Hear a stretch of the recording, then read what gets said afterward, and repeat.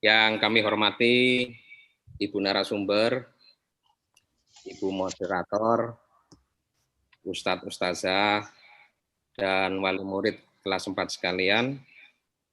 Hari ini kita berkumpul untuk sharing is caring. Jadi acara sharing dari wali murid kelas 4 yang nantinya semoga akan membawa manfaat bagi Bapak Ibu sekalian. Untuk memudahkan kami dalam operasional Zoom, kami mohon untuk merinem masing-masing. Jadi formatnya nama spasi kelas.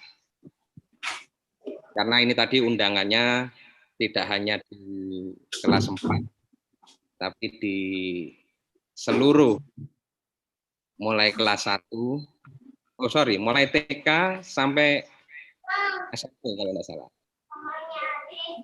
Jadi mohon diri namanya, nama, spasi kelas. Misal contoh saya, spasi kelas 4.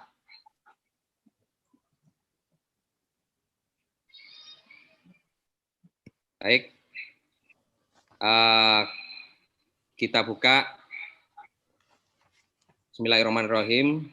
Raditu billahi robba, wabil islami dina, wabi muhammadin nabiyya wa rasulah, rabbi sidni ilma, warzuqni fahma, wa amalan soliha.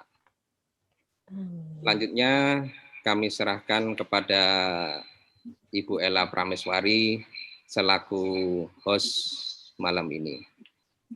Pada Ibu Ella Prameswari, kami persilahkan. Terima kasih Pak Pram, ayahnya Adam sudah memberi saya kepercayaan malam ini untuk bisa memoderatori, untuk bisa ngajak bincang-bincang santai aja ya. Jadi dengan narasumber kita malam ini, alhamdulillah beliaunya bersedia. Nah, sebelumnya saya akan memperkenalkan diri dulu. Nama saya Ella, mamanya Rafael kelas 4. Nah, untuk narasumber kita malam ini namanya yaitu Bunda Nini Rofiani. Bunda Nini Rofiani ini ibu dari 2 anak, yaitu yang pertama Faisal Abdul Rauf yang kita kenal dengan nama Edo, umur 9 tahun. Dan yang kedua namanya Hakan Rafeiza, panggilannya Ayi, umur 4 tahun. Untuk pekerjaannya sendiri, wakil perantara pedagang efek atau broker saham. Jabatannya sales dan marketing. Untuk diketahui Mbak Nini ini work days-nya hari Senin sampai Jumat jam 8 pagi sampai jam 4 sore dan hampir nggak ada lembur gitu ya Mbak Nini ya. Terus ini berkaitan sekali dengan tema yang akan kita angkat malam ini, yaitu tips mengoptimalkan proses belajar di rumah bagi working mom. Working mom di sini yang kita titik beratkan adalah momi-momi yang bekerja di kantor. Nah, Mbak Nini ini sendiri selain seorang working mom, itu juga keren banget orangnya. Jadi Mbak Nini ini juga seorang runner, hobinya benar-benar ini ya, suka olahraga ya. Terus habis gitu selain runner juga cyclist, suka goesnya oh my god, rutenya sudah heboh banget. Terus selain itu Mbak Nini ini juga seorang green mommy reseller. Loh, banyak banget loh profesi lainnya. Ada lagi juga yang paling bikin saya menarik, yaitu suka bikin kue. Carrot cake-nya enak banget. Nah, kenapa Mbak Nini ini kita pilih untuk menjadi narasumber malam ini? Karena bagi seorang working mom, membagi waktu itu kan sangat tidak mudah. Nah, tetapi Mbak Nini ini mampu mengemas dalam kegiatan sehari-harinya membantu anak-anaknya belajar ini itu dengan sangat kreatif dan sangat bisa handle gitu loh. Jadi nggak usah panjang lebar lagi saya memperkenalkannya. Sekarang kita sapa dulu Mbak Nini. Nah, ini dia, Mbak Nini. Hai Mbak Nini. Assalamualaikum Mbak Nini.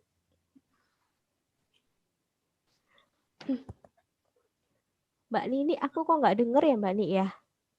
Halo? Ah, iya oke, sudah dengar. Assalamualaikum Iya. Mbak Nini. Waalaikumsalam Mbak Ella. Mbak Nini yang cantik dan bugar, apa kabar? Alhamdulillah sehat, baik.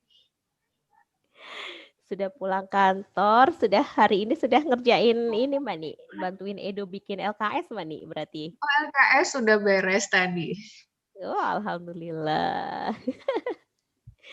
Mbak Nini sebagai seorang working mom nih, kita ini kan sejak Maret 2020 kemarin, tepatnya tanggal 16 ini seingat saya, kita kan sudah mulai masa lockdown pandemi ini kan ya. Ya.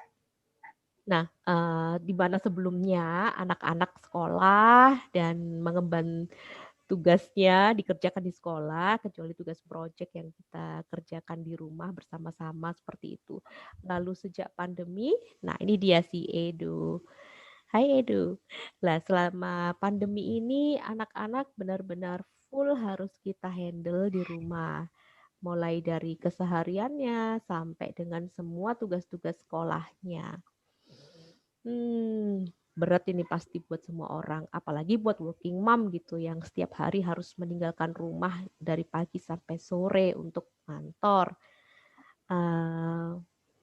Saya mau nanya dulu nih sama Mbak Nini nih, pertanyaan yang paling mendasar bagi saya ini nggak kerja ya Mbak Nini ya, saya di rumah kerjanya. Yang paling bikin saya penasaran itu gimana cara bagi waktunya nih Mbak Nini? Iya, assalamualaikum ayah dan bunda-bunda semua di sini. Terima kasih sudah join Zoom tips mengoptimalkan proses belajar di rumah untuk working mom ini.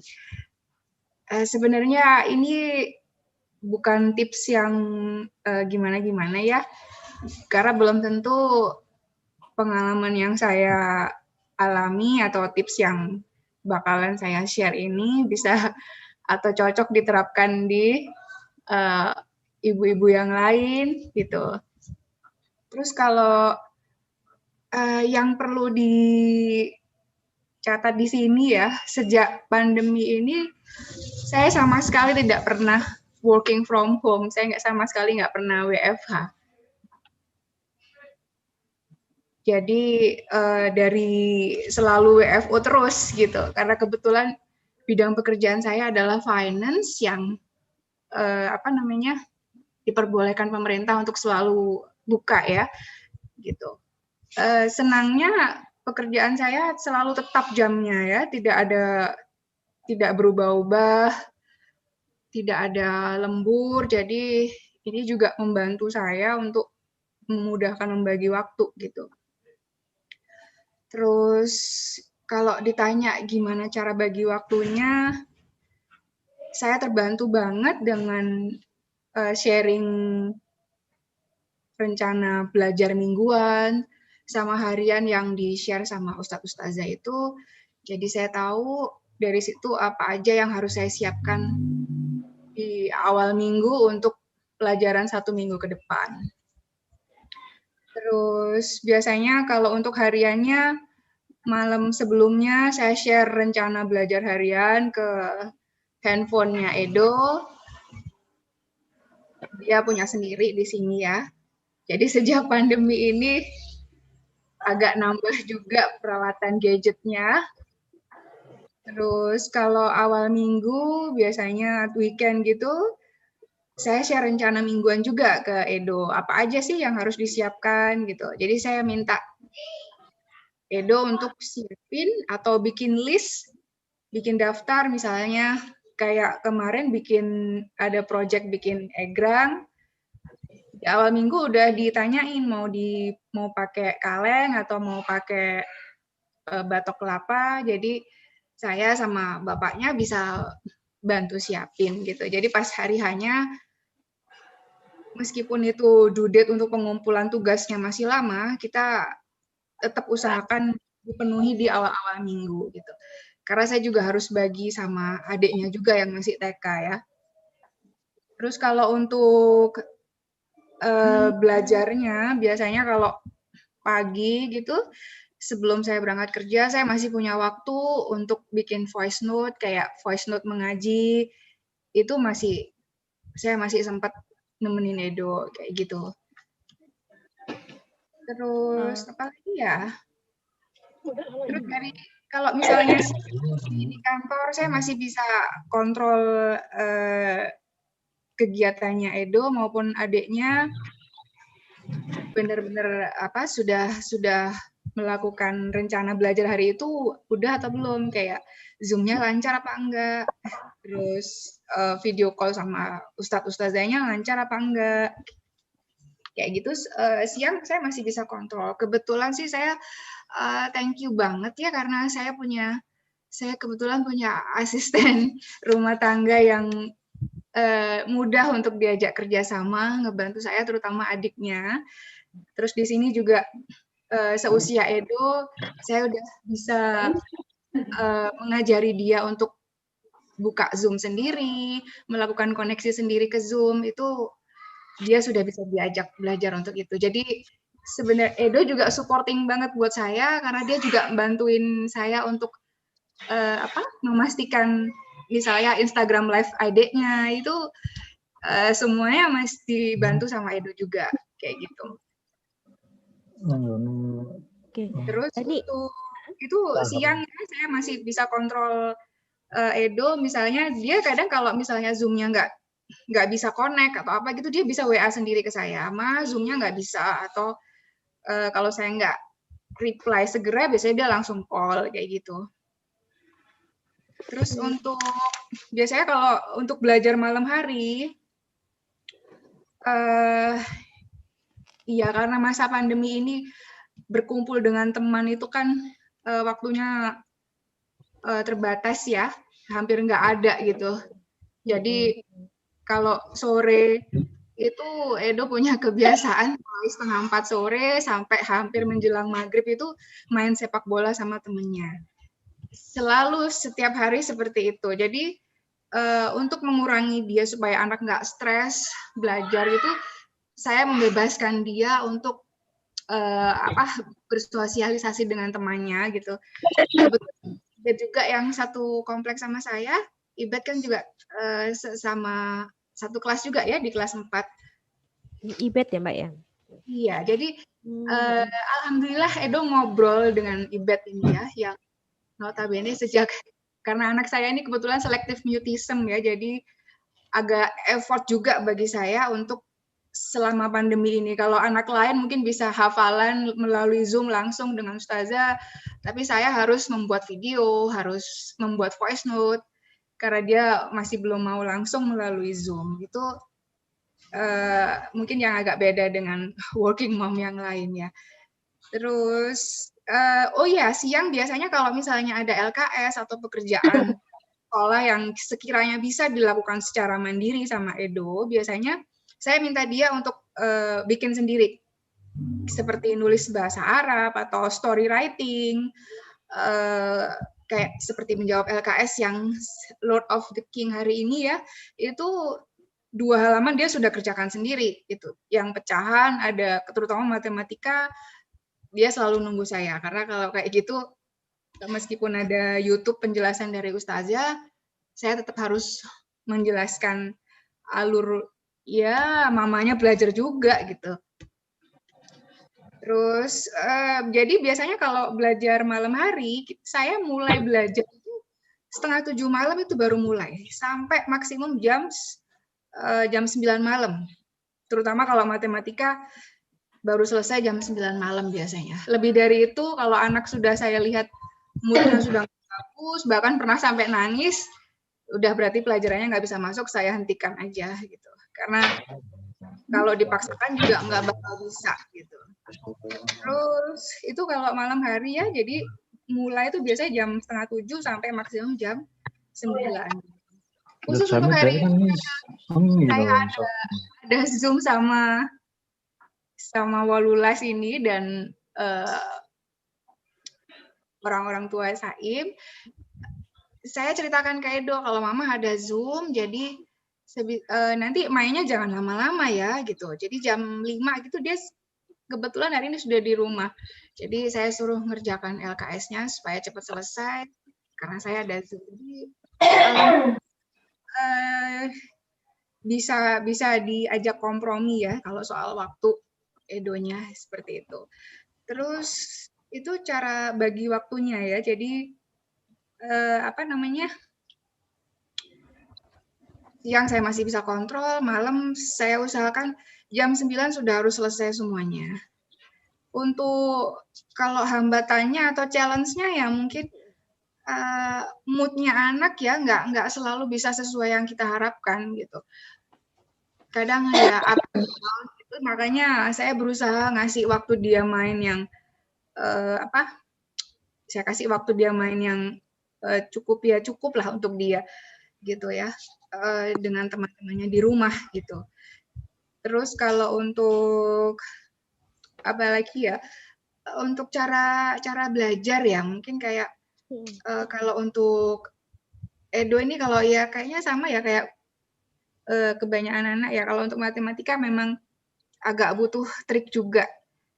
Jadi kadang-kadang kita kan ngerasa stres sendiri ya kalau gimana supaya anak ngerti matematika gitu. Kadang-kadang kalau kita sudah sepaneng, yang ada keluar kita langsung level tinggi suaranya. Jadi saya berusaha mikirin gimana caranya ngasih tahu perkalian, itu gimana caranya dia harus ngerti pakai lidi atau pakai stick ice cream ngitungnya, seperti itu. Jadi saya berusaha masuk ke apa ya, cara berpikirnya anak. Kalau kita orang dewasa bilang, oh gini aja kok nggak bisa sih gitu kan. Tapi saya berusaha masuk waktu saya seusia Edo ya, saya juga seperti ini gitu.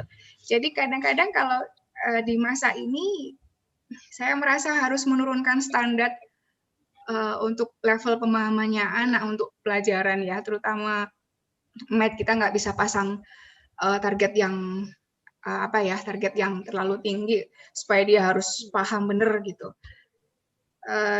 Rasanya ya itu harus pengulangan, ada pelajaran diulang-ulang terus, meski ya tidak harus dari ustadz-ustadzah, kita cari sumber-sumber yang lain ya. Pelajaran dari internet kan banyak, jadi nggak harus tergantung sama sekolah gitu, terutama untuk math. Terus kalau untuk kayak IPA IPS gitu, biasanya malah sebelum tidur gitu si Edo malah justru lebih gampang masuk. Biasanya saya ajak tebak-tebakan atau ngomong bahasa Inggris bersama adiknya, seperti itu. Kalau pelajarannya Ustazah IP bahasa Inggris biasanya ya saya ajak ngobrol pas pada saat dia tidur gitu. Bahkan mengaji pun saya nggak punya waktu tetap untuk ngajak dia ngaji, nggak harus saklek sesudah maghrib atau sesudah isya. Seringnya malah ngajinya itu menjelang tidur gitu, jam-jam 9, setengah 10 gitu, kita masih acara ngaji sama Edo gitu. Jadi kalau di masa pandemi ini saya berusaha sefleksibel mungkin melihat mood-nya anak, itu aja yang bisa saya share. Terus kalau untuk pengumpulan tugas di sekolah biasanya kan pakai psikologi, pakai Google Form. Meskipun saya kerja, saya berusaha untuk ya 95% saya usahakan on time untuk pengumpulannya ya. 5%-nya kayak dipengaruhi jaringan biasanya ya. Terus sebisa mungkin komunikasi sama sekolah, sama ustadz-ustazah, apa yang bisa saya perbaiki, apa yang bisa saya tingkatkan dari anak saya, karena kebetulan anak saya selective mutism, jadi sebenarnya pandemi ini ada nilai plusnya juga, yang sebelumnya mengajinya tidak ada progres sama sekali, karena ada dia tidak bisa berkomunikasi langsung secara verbal dengan ustadz ngajinya. saat ini udah sampai dilewati 2 halaman berapa ya? Halaman 19 padahal ini kelas 4 kan harusnya sudah jauh gitu ya. Kalau dibandingkan dengan teman-temannya gitu. Karena sekarang harus melalui voice note, Edo justru merasa fun di situ. Progresnya adalah dia tidak takut suaranya didengar oleh orang lain, videonya dilihat oleh orang lain, karena sebelumnya sama sekali tidak mau. Dan itu progres untuk anak selective mutism menurut saya. Rasanya itu Mbak Ella yang bisa saya share. Nanti sharing yang lain deh. Alhamdulillah itu banyak banget loh Mbak Ni itu share-nya itu. Dari yang tadi diceritakan oleh Mbak Nini itu sejauh ini ya saya menangkapnya itu dari pemaparan nomor 1 yang dilakukan Mbak Nini itu berarti komunikasi ya, komunikasi ke anak-anak gitu. Antara lain dengan membuat kesepakatan. Nah, yang saya kagum banget ini bahwa ternyata Edo ini juga sudah bisa menerapkan kesepakatan itu gitu loh. Dan ini yang saya penasaran nih Mbak Ni. Kita kan memang dari lingkungan sekolah dulu seperti biasa, terus akhirnya ke pandemi, masuk pandemi, terus habis gitu akhirnya harus belajar dari rumah. Nah, ini kan otomatis kan ada waktu adaptasinya toh Mbak Ni ya. Nah, mungkin di awal-awal kita semua pasti merasa berat dengan adaptasi itu. Nah, ini kira-kira mulai kapan ya Mbak Ni sudah terbentuk pola dan sudah mulai bisa menjalankan kesepakatan antara Mbak Nini sama anak-anak ini, sama Edo nih terutama ini. Jalan berapa lama itu kira-kira Mbak Nini?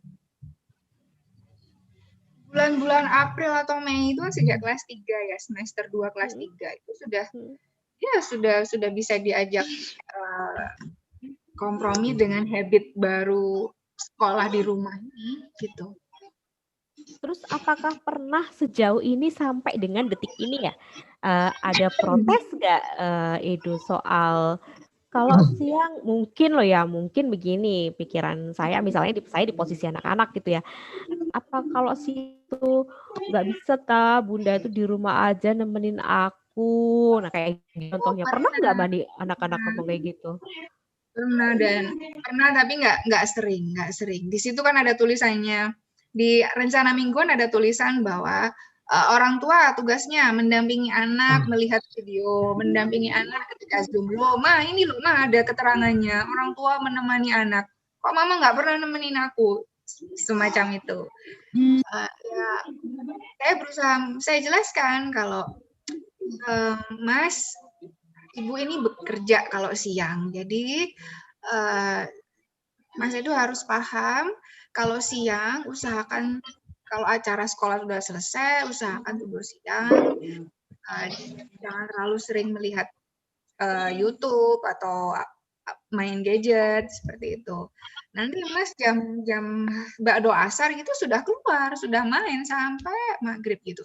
Pada awal-awal sih saya agak saklek ya. Begitu Ibu pulang jam 4, kamu sudah harus di rumah, sudah harus mandi gitu. Langsung belajar. Awal-awalnya saya gituin. Tapi kemudian saya jadi mikir juga gitu, kalau dia ada waktu mainnya hanya setelah asar sampai maghrib ya. Kalau begitu saya pulang, saya langsung ngajak dia belajar kok. Rasanya nggak fair juga gitu. Sudah siang nggak saya temanin, sore nggak boleh main, langsung diajak belajar kok. Rasanya saya nggak fair sama dia juga gitu. Jadi saya berusaha ngasih kebebasan dia dengan konsekuensi begitu selesai mainmu sudah selesai, ibu nggak pakai nyuruh, nggak pakai apa, kamu sudah harus siapin semuanya.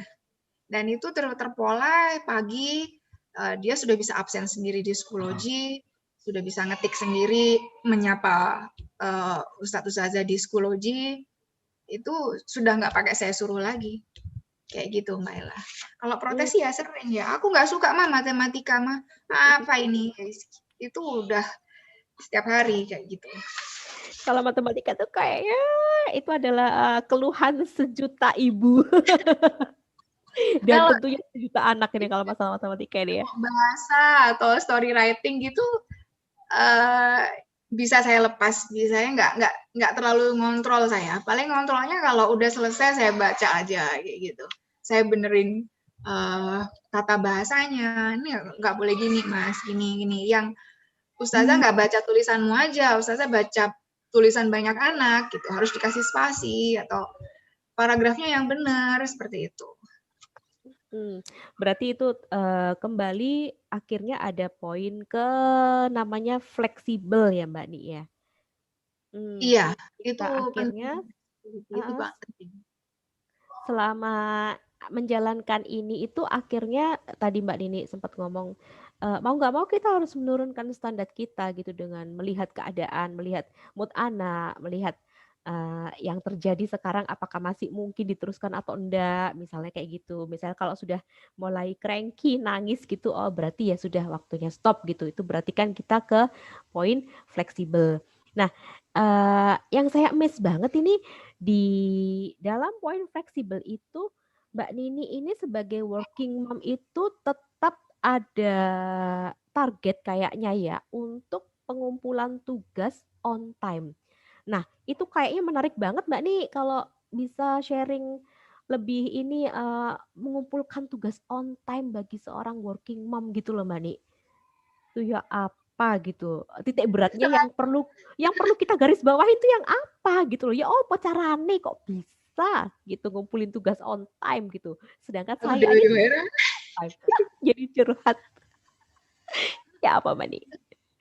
Saya rasa saya berpikiran selama ini kalau ibu bekerja di rumah itu juga sama beratnya loh kondisinya dengan working mom ya. Saya di kantor dituntut untuk full konsentrasi ke pekerjaan saya. Gitu. Tapi di sela-sela itu memang pekerjaan saya masih bisa lah disambi untuk ngontrol yang di rumah gitu. Tapi kalau untuk tugas anak selama SFH ini rasanya cuma sekali saya ngumpulin besok paginya atau keesokan harinya atau nggak pernah lewat due date pokoknya. Apa kalau misalnya itu tambah anu gitu ya Mbak Nia, tambah berat gitu mungkin atau malah makin jadi beban gitu mungkin malah memperberat tugas kita yang harus kita lakukan besok gitu atau gimana akhirnya mau nggak mau pokoknya harus hari ini harus on time ngumpulin tugas kayak gitu. Kebetulan Edonya bisa saya ajak untuk on time gitu. Dan apa namanya? Biasanya saya ada sih seperti Mas, Bunda ini bekerja. Kamu diminta untuk ustazah mengumpulkannya misalnya hari Kamis harus sudah ngumpulin gitu. Sebenarnya agak tricky juga saya. Di situ ada tulisannya due date-nya boleh sampai weekend, sampai akhir minggu gitu ya misalnya. Tapi saya tetap bilang semuanya kalau bisa dikumpulkan on time harus dilakukan on time, jangan ditunda. Itu prinsip saya yang ngajarin ke Edo. Kalau bisa dilakukan tepat waktu, kita nggak perlu mengumpulkan harus di akhir-akhir gitu. Saya selalu prinsipnya gitu sih saya. Jadi untuk tugas-tugas adiknya, kalaupun ada keterlambatan, saya selalu komunikasikan ke ustazahnya bahwa saya akan terlambat 1 atau 2 hari. Kebetulan kalau untuk sekolahnya Ayi, tugas-tugasnya yang saya dibantu oleh asisten rumah tangga saya ya. Dia suka ngirimin video rekaman Zoom anak saya. Dari situ saya tahu Ayi ngapain aja waktu Zoom itu. Dia ikut terlibat, ikut include Zoom dengan gurunya bagaimana. Itu saya kontrol dari situ. Untuk video tutorial yang harus dibuat oleh Ayi biasanya saya temani pada hari Sabtu. Semuanya saya kerjakan hari Sabtu atau Jumat malam yang kira-kira harus saya yang handle. Jadi nggak bisa Mbak yang handle, jadi harus saya gitu. Misalnya kalau bikin voice note ngaji, anak saya yang TK juga harus bikin voice note ngaji ya, ngaji tilawati, ngaji surat-surat pendek, hafalan, itu anak TK-nya juga gitu. alhamdulillah si AI ini juga suportif banget, dan saya camkan ke ART saya, kalau anaknya nggak mau jangan dipaksa, ambil waktu-waktu dia fun, waktu dia happy, itu ajak untuk baca tilawati atau hafalan suratnya. Itu pun juga sama ART saya di forward ke saya yang kontrol ini sudah benar apa enggak. Biasanya saya lakukan di sela-sela istirahat siang pekerjaan saya gitu. Gitulah, sefleksibel mungkin. Kalau soal tugas saya berusaha ngumpulin on time gitu, Pak. Jadi ya otomatis untuk standar pekerjaannya dari hasil pekerjaan itu sendiri, ya itu tadi, karena kita kan menurunkan standarnya, ya bukan berarti asal ngumpulin sih. Tetap harus ada standar yang harus, kalau misalnya kurang bagus atau ini ya saya minta ulang anaknya untuk supaya paling enggak hasilnya memuaskan gitu, memuaskan menurut standar emaknya. Oke, makasih Mbak Ni. Jadi ada ART yang membantu pun itu memang tetap harus kita kontrol ya Mbak Ni ya, walaupun kita ini kerja di kantor gitu ya. Halo Mbak Ni? Iya betul. Iya Mbak. Oke, sudah, terima kasih. Lalu sekarang yang menarik banget buat saya begini. Mbak Ni, namanya orang kerja ya Mbak Ni ya, pasti di kantor itu kan juga ada tanggung jawab, juga ada konflik yang seperti itu yang bisa menimbulkan stres mungkin bagi Mbak Nini atau juga momi-momi lain yang bekerja nih. Kayaknya kita nggak bisa lepas gitu aja dari yang namanya konflik yang akhirnya bisa menimbulkan stres. Lalu setelah di kantor capek-capek, abis gitu udah gitu ada konflik juga sampai rasanya stres gitu, pulang ke rumah masih harus masih harus mendampingi anak-anak menyelesaikan tugas, mengkoreksi, mendokumentasikan, nyetor. Nah, ini seperti apa Mbak Ni untuk manage stres dan emosinya tadi supaya yang dari kantor tadi nggak kebawa pada saat kita dekat dengan anak-anak itu tadi? Nah, itu juga poin penting ya. Rasanya nggak hanya working mom, tapi ibu-ibu yang mama-mama yang ada di rumah rasanya juga full stresnya ya. Ngurusin rumah, ngurusin anaknya sekolah, ngurusin suami, memastikan semuanya berjalan dengan baik, itu challenge banget buat emak-emak zaman sekarang ya. Kalau saya sih konflik di kantor, stres di pekerjaan, apalagi pekerjaan saya sumbernya stres ya, karena ngelihat naik turunnya harga saham itu wow rasanya. Itu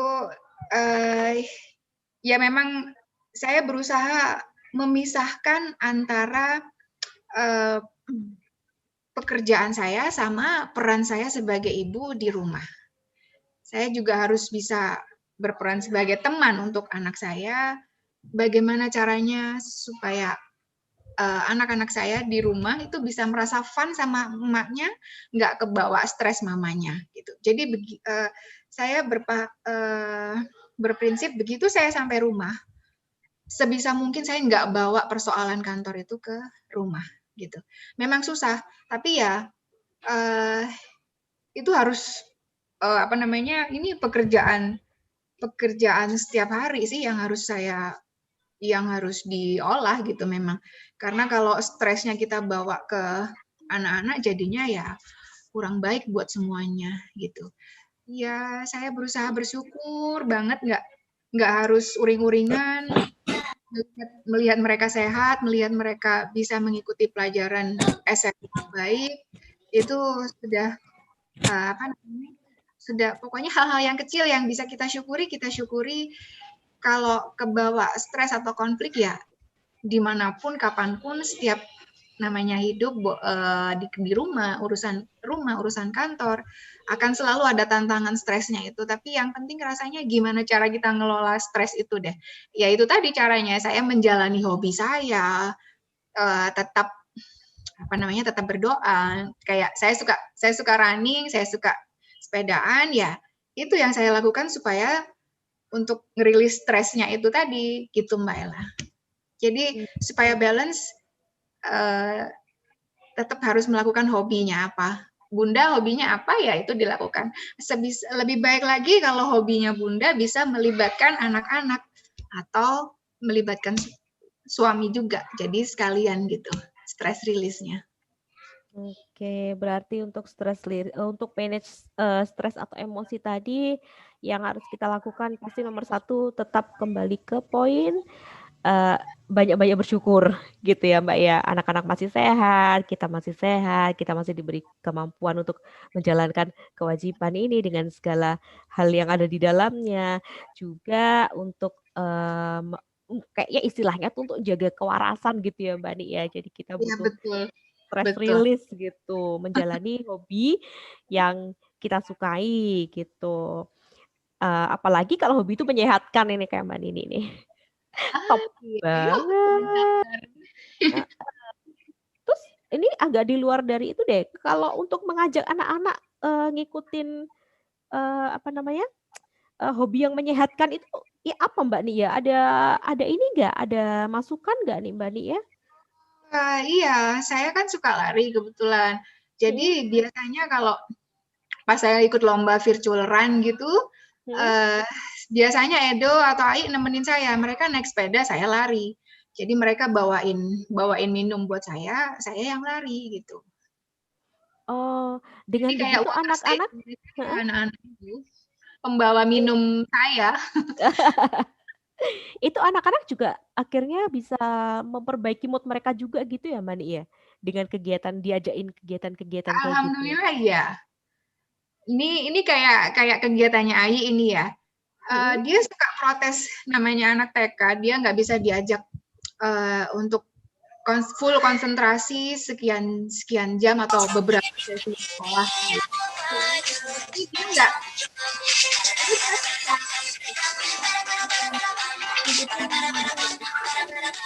Halo, Mbak? Mbak? Oke. Mas Pram, Ya. halo. Ya. Halo. Sudah. Ada iklan. Ada iklan. Iklannya tak carinya.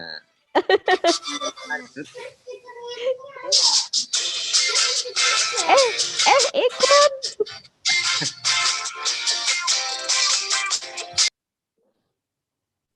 Sudah iklannya? Sudah? Oke, lanjut Mbak Ni. Lanjut Mbak Ni. Tadi untuk masukan untuk anak-anak mau ikut kegiatan yang menyehatkan itu tadi supaya bisa memperbaiki mood mereka dan akhirnya mereka bisa lebih fresh lagi pada saat harus belajar di rumah gitu. Iya, sama kayak untuk sepedaan juga. Jadi biasanya saya bawa Ai atau Edo. Edo sudah jarang mau sama saya kalau weekend biasanya. Dia sudah sama punya bapaknya. Ya, sama bapaknya atau sama teman-temannya biasanya. Dia sudah punya dunia sendiri, sudah agak susah kalau saya ajakin. Si Ai yang masih ikut saya, biasanya saya ajak naik sepeda sampai ke mangrove atau sampai ke Ower kayak gitu.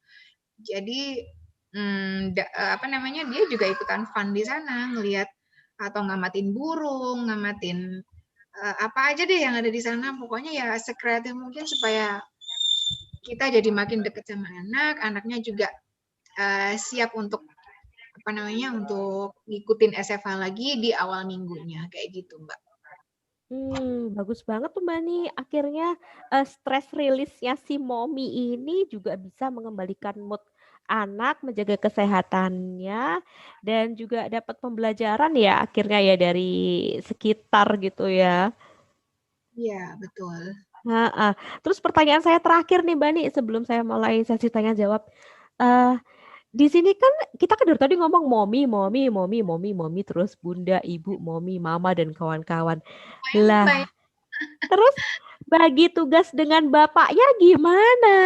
Kan sama-sama kerja nih ceritanya nih, bapaknya kan kerja. Jadi bagaimana dong? Ya, suami saya juga pekerja kantoran, jadi biasanya untuk tugas-tugas sekolah kayak bikin craft, kayak kemarin bikin alat musik, nanti rencananya bikin egrang, atau kemarin bikin maket gitu, itu saya serahkan ke bapaknya. Jadi bagi tugas gitu ya, untuk Ya, hal-hal tugas-tugas yang butuh kreativitas atau iya. bukan kreativitas ya, butuh effort lebih dalam Kayak hal kayak gini Heeh, yang butuh self apa namanya heeh, gerakan-gerakan motorik kasar kayak gini saya serahkan ke heeh, bapaknya. heeh. Berarti tetap ada peran serta bapak dong di sini Iya. walaupun sama-sama kerja juga gitu kan ya. Tapi bapak kan Bapaknya juga harus berperan nggak serta gitu ya. kalau yang pelajaran lebih ke ibunya ya. Kalau yang kayak motorik kasar kayak gini udah saya serahkan ke bapaknya aja deh. Terus anak-anak gitu ya bisa enjoy juga ya Mbak Ni ya sama bapaknya ya, sama aja ya. Alhamdulillah bisa. Terus untuk bapaknya sendiri pernah nggak ada keberatan atau gimana gitu pada saat, ya itu loh ada tugas yang ini, bantuin dong yang ini dong. Pernah nggak ngomong, aduh aku capek gitu. Ini kayaknya semi-semi curhat gitu. Alhamdulillah, alhamdulillah bapaknya Edo cukup suportif ya. Dia yang ngasih ide ke Edo mau dibikin alat musiknya mau dibikin kayak apa. Mereka bareng-bareng lihat cari di YouTube. Bahannya apa aja. Jadi mereka berdua yang siapin. Biasanya saya nggak ikut campur yang kayak gitu. Udah lepas saya. Kalau Biar sudah biar ditanganin bapaknya ya, udah. biar mereka me time sendiri mereka berdua. Karena kan biar balance aja. Biasanya apa namanya ditemani ibu sama ditemani bapak kan biasanya caranya lain biar Mm-mm, balance gitu. mm-mm. Jadi perlu diingat di sini walaupun bapak bekerja keras pula, ibu juga bekerja keras sama-sama bekerjanya, tetap ini adalah teamwork gitu ya Mbak Ni ya. Iya betul. Bukan anak satu orang. Betul. Tapi so far sih kayaknya sih sebenarnya anak-anak kalau dari segi usia anak mendekati pubertas ini kayaknya kalau cowok, anakku kan juga cowok nih si Rafael nih. Makin ke sini juga lebih suka sama papanya gitu loh. Edo gimana Mbak Ni? Gitu juga nggak ya? Edo kalau untuk belajar dia lebih suka sama saya. Hmm, Kalau posnya pergi-pergi, masing-masing. iya. Kalau untuk acara pergi-pergi keluar rumah, biasanya dia lebih ke bapaknya. Untuk ngerjain yang butuh kreativitas gitu, lebih ke bapaknya. Oke, terima kasih banyak Mbak Ni tipsnya. Ini ada bapak-bapak yang hadir nggak ya di sini ya? Ustadz Muhib itu, bapak-bapak. Semuanya bapak-bapak. Bapak Adam. Ini, Saya iya juga Pak. bapak-bapak loh.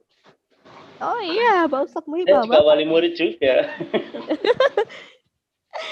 Ayo udah kalau gitu sekian tadi bincang-bincang saya. Kita ngomong santai aja ya, bincang-bincang saya dengan Mbak Nini Rofiani, bundanya Edo, kelas 4.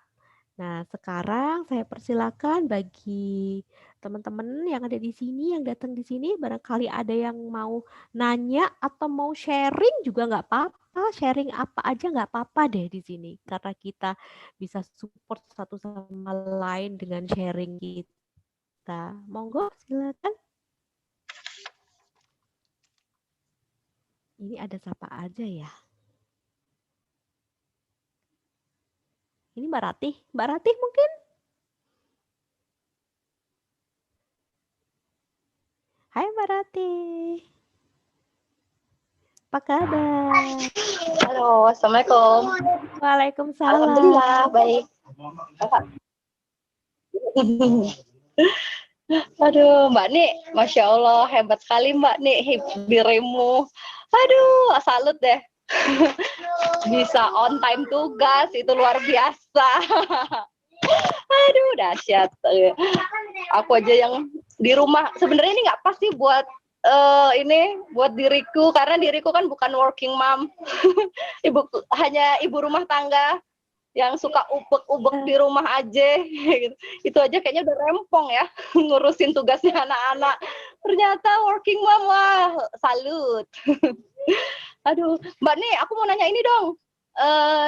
gimana caranya ngontrol anak-anak untuk apa namanya nggak main game berlebih atau nggak lihat YouTube berlebih. Padahal kan ini nggak ada pengawasannya Mbak Nik nih.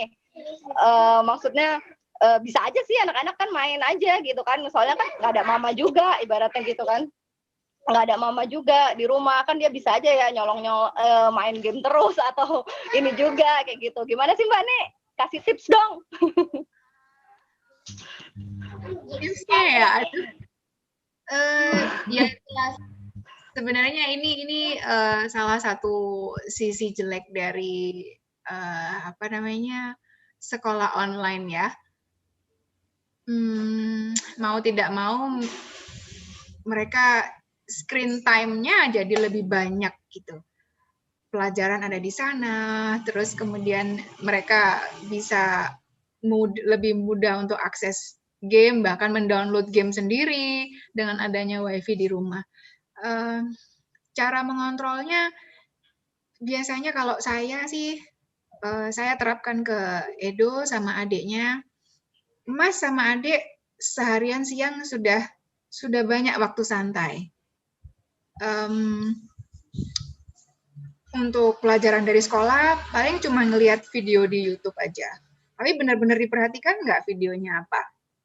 Paling habis itu langsung main game atau atau lihat YouTube yang macam-macam itu ya. Tapi biasanya untuk apa namanya, saya ngomong ke mereka. Jadi ini lebih ke harus komunikasi sama anak. Mas seharian sudah nonton, sudah Bunda kasih kebebasan. Sekarang waktunya belajar ya belajar gitu. Ada tugas yang harus dikumpulkan jam sekian hari sekian gitu. Jadi tolong Bunda juga dibantu karena Bunda ini bekerja. Mas punya tugas ini, haknya Mas ini. Saya ngomongnya kayak gitu Mbak Rati. Jadi Ibu nggak ngelarang Mas main game, ngelihat YouTube, nggak ngelarang gitu.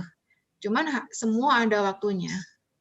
Terus kalau dari situ, alhamdulillah bisa diomongin gitu.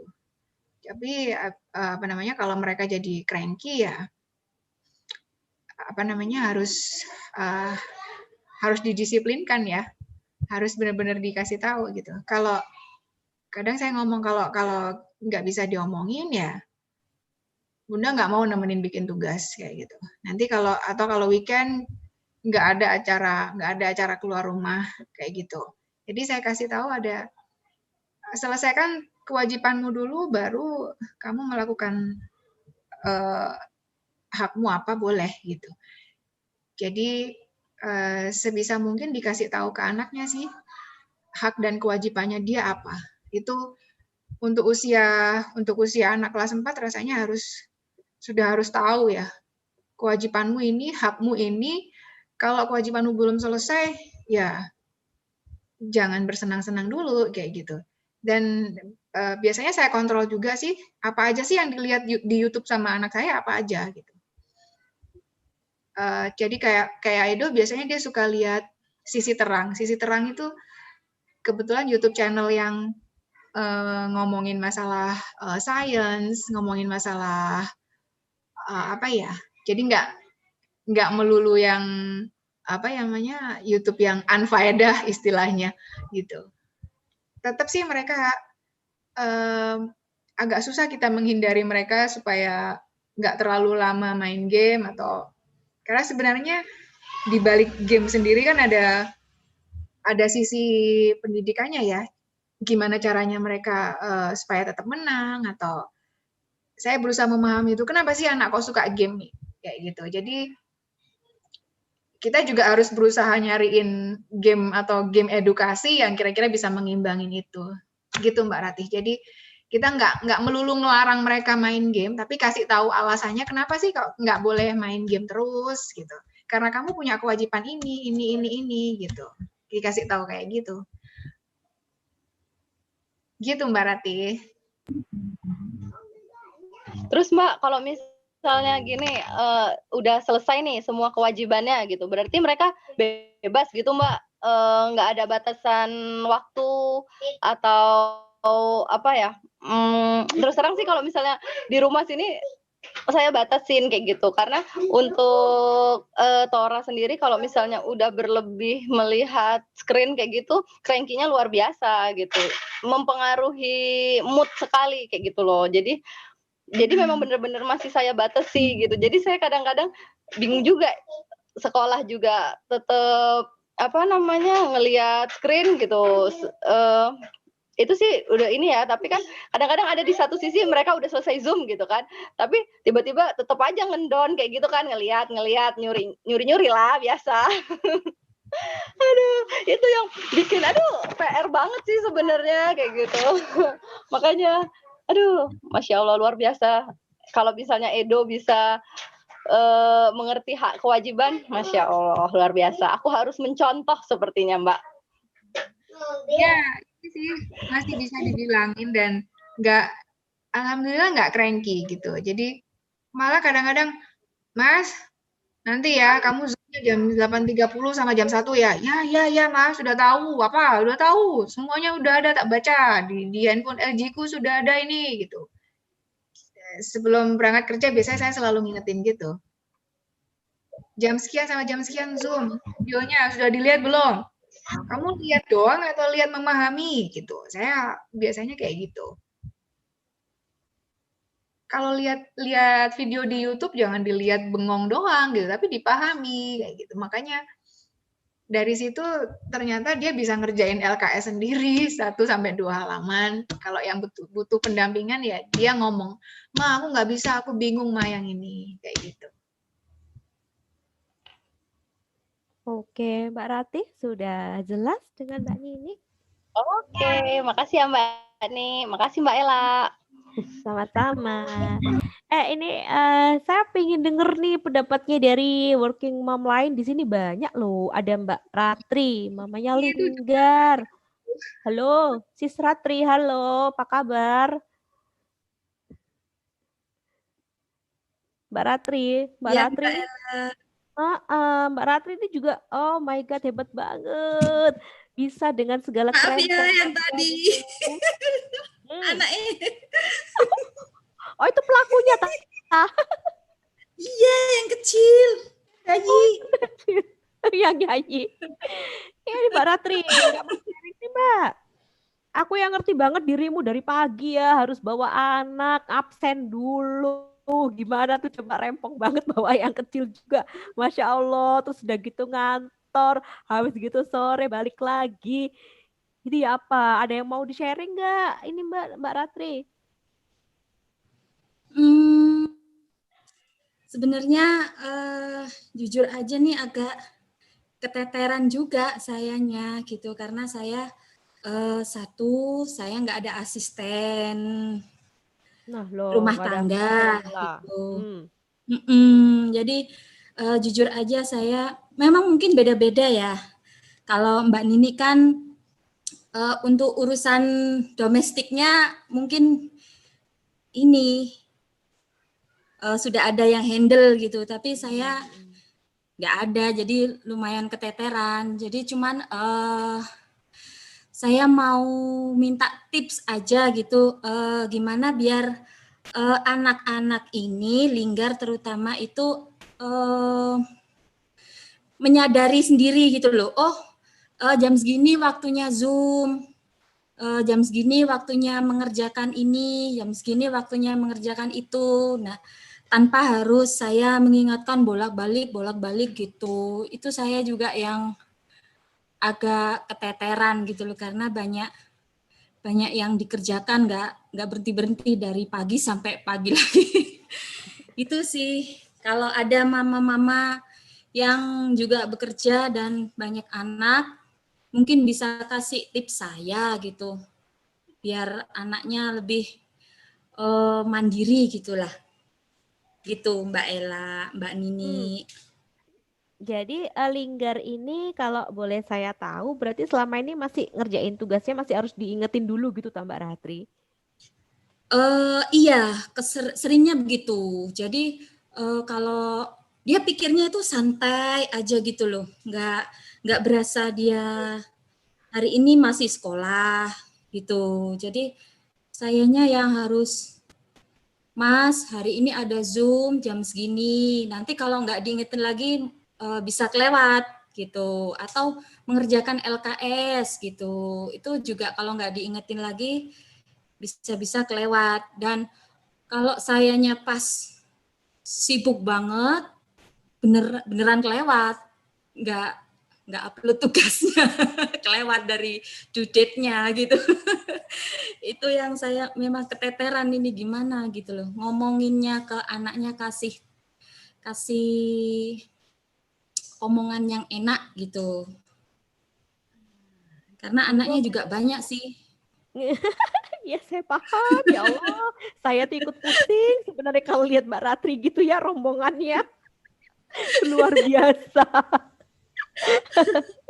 Monggo Mbak nih, barangkali ada masukan ini yang bisa di-sharing untuk Mbak Ratri. Mbak Ratri dengan segala kerempongannya. Mbak Ratri ini apa namanya, di rumah aja atau harus kerja keluar, Mbak? Kombinasi. Jadi ada dalam 1 minggu itu 3 hari harus ke office, 2 hari di rumah gitu. Iya. Kombinasi. Kalau pas WFO gitu, anak-anak ada yang mendampingi nggak, Mbak? Ada ayahnya sih. Ayahnya kan kerja di rumah. Cuma ayahnya juga bekerja gitu loh. Jadi iya kadang juga kelewatan orangnya gitu. Iya, jadi nggak selalu bisa kontrol ya. Iya. Dan anaknya itu juga woles aja gitu loh, seperti nggak ada. Cuek aja ya lingkarnya.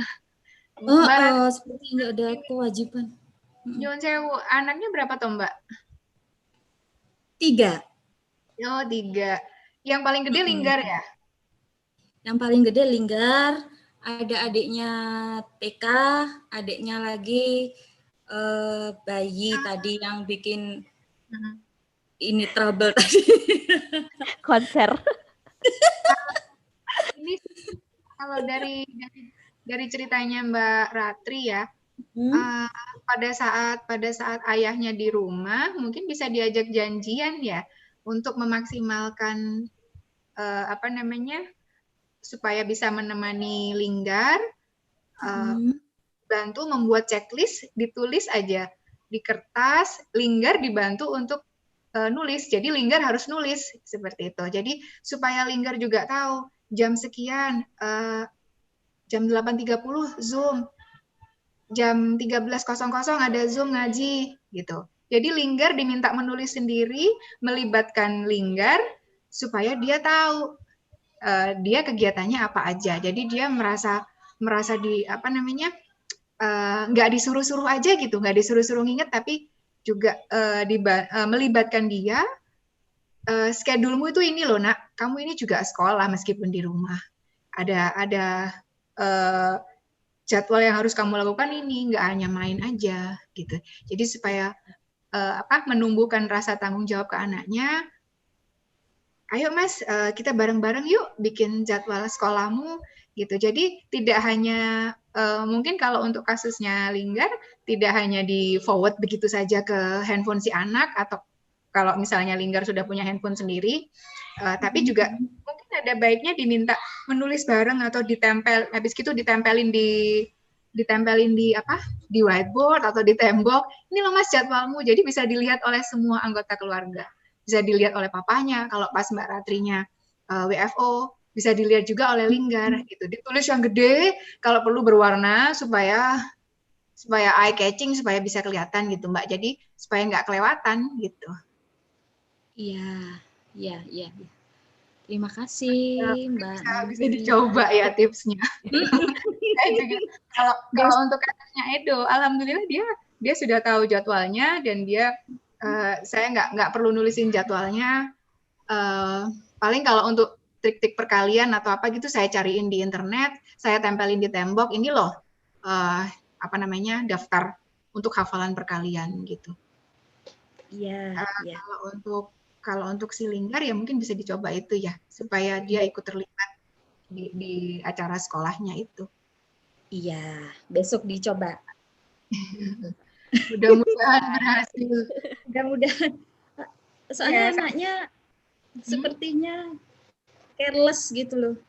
Kalau Iya. dibilang kerjain jadi tugas, udah kerjain. Kalau mamanya diem, ya diem. ya iya diem, nggak ini gitu. Saya susah juga menasehatinya, itu sudah macem-macem. Jadi bisa dicoba tipsnya dari Mbak Nini tadi, boleh ditulis Iya. sendiri gitu biar merasa ini ya.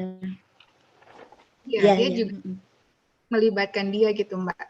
Kalau si Edo sih malah kadang-kadang dia yang ngingetin saya, kadang mah hari ini ngerekam voice note ya gitu, atau mah hari ini ada LKS gitu. Jadi saya minta kalau misalnya saya ngeprint tugasnya, dia langsung inisiatif ngambil, dia simpan, dia filing. Itu loh, dia filing sendiri itu yang saya apresiasi ke dia ya. Dia mau filing sendiri tanpa saya suruh gitu. Jadi dia tahu tempatnya barang-barang dia sendiri di mana. Saya udah nggak ngomongin lagi. Kalau misalnya matematika ambil buku rata-ratanya apa, udah saya nggak ngomong gitu lagi. Dia udah tahu kewajibannya. Kalau itu wow banget itu Mbak Ni. Ya Allah Mbak Ni. Bener-bener tuh wow banget itu kalau masalah filing itu. Gimana Mbak Ratri? Ini masukannya dari Mbak Nini. Boleh, besok dicoba deh. Biar semangat dia juga ya. Terlibat gitu. Mbak Ella iki. Dirimu itu memang ya Allah udah Superman banget kemana-mana. Itu semua grup anggota sirkus ikut soalnya. Luar biasa. Mbak Ella sama Mbak Ratri. Kita sebenarnya mesti ngelihat tipe anak kita sendiri tuh yang bagaimana gitu loh. Jadi kembali ke tim anak sendiri, kembali ke keadaan masing-masing gitu ya. Iya. Enaknya diapain ya? Mungkin harus diamati lebih lagi ke anaknya. Anaknya ini yang tipe bagaimana gitu. Jadi saya harus memperlakukan anak saya seperti apa kayak gitu. Jadi enaknya diapakno yo arek iki yo supaya iso ngerti gitu, dan bukan berarti langsung bebas tantangan. Bukan berarti langsung bebas protes. Ya gimana pinter-pinternya kita deh. Iya. Baik, Pak.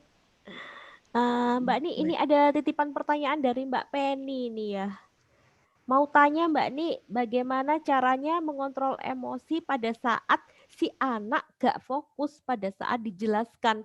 Tipsnya dong Mbak Ni. Jadi apabila ditanya, diem aja, sehingga harus berulang-ulang menjelaskannya. Nah ini juga permasalahan saya ini. Udah jelasin berbusa-busa gitu ternyata, apa gitu. Coba deh Mbak Ni. Kan gimana gitu ya, kita ya udah berbusa-busa gitu ternyata, loh kamu tadi lihat apa Mas? Itu kalau saya loh ya. Tolong Mbak Ni, share-nya Mbak Ni. Langsung keluar kata-kata ajaib ya. Langsung cula muncul. Langsung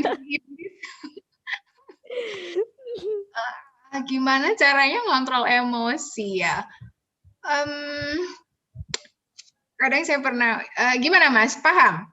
Gitu. Paham nggak sih gitu? Udah berkali-kali ngajarinya, sama yang itu yang terjadi dengan saya juga. Gitu. Kadang langsung nada tinggi, tapi langsung saya ingat balik lagi. Saya langsung balik lagi, tarik nafas panjang. Saya langsung menempatkan diri saya ini menjadi Edo. Saya mengandai-andaikan supaya diri saya ini jadi Edo gitu.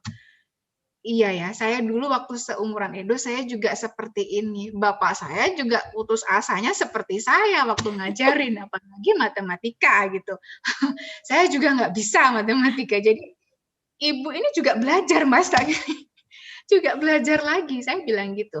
Jadi, ngontrolnya ya itu, tempatkan diri kita di posisi anak. Iya ya, gitu. Ini juga bukan kemauan dia sekolah di rumah gitu. Jadi keadaan yang memaksa begini, saya kita nggak bisa memaksakan dia. Harus lihat simptom anaknya juga sih. Kalau misalnya anaknya udah buntu ya, kita coba jelasin lagi pelan-pelan, cari cara lain yang sekiranya dia bisa lebih mudah memahami gitu. Kalau cara A nggak bisa, coba kita cari cara B. Misalnya nggak bisa pakai ditulis di kertas dengan angka biasa, nggak bisa, kita pakai cara yang lebih konkret. Ambil stick ice cream, dihitung, atau pakai sempoa. Seperti itu kalau kasusnya perkalian atau pembagian. Gitu. Biasanya kalau diminta menghitung secara awang-awangan gitu, dia nggak bisa. Ayo pakai jarimu sendiri. Atau kita kasih beberapa langkah gitu. Kalau misalnya yang cara A nggak bisa, kita pakai cara B yang lebih konkret. Kembali lagi ke anaknya, dia lebih bisa nggak belajar dengan cara visual, seperti melihat video gitu, atau harus dipraktekkan kayak gitu. Jadi kuncinya kayaknya tarik nafas panjang dulu, posisikan diri kita sebagai anak gitu. Cari waktu lagi kalau ternyata anaknya sudah kelihatan mulai bosen, angop-angop ya wes ya. Wah, salam Mas, kita lanjut aja besok lagi. Karena percuma kita masukin cara apapun ya wes ora iso, wes buntu. Itu tadi menarik banget, tadi sempat di-share sama Ayah Pram tadi. Itu kan tadi Mbak Nini sempat sharing ke saya tentang bantu Edo ngerjain LKS. Tadi tentang apa tadi? Penyederhanaan pecahan ya kalau nggak salah ya. Yang tadi Edo itu pakai stick es krim itu loh Mbak. Ya Allah, saya tuh loh Mbak lihat itu tuh nggak kepikir sama sekali loh. Bisa ya ternyata ngajarin kayak gitu. Mas Pram minta tolong dong dikembaliin lagi tadi ini apa namanya fotonya Edo lagi pegang stick es krim.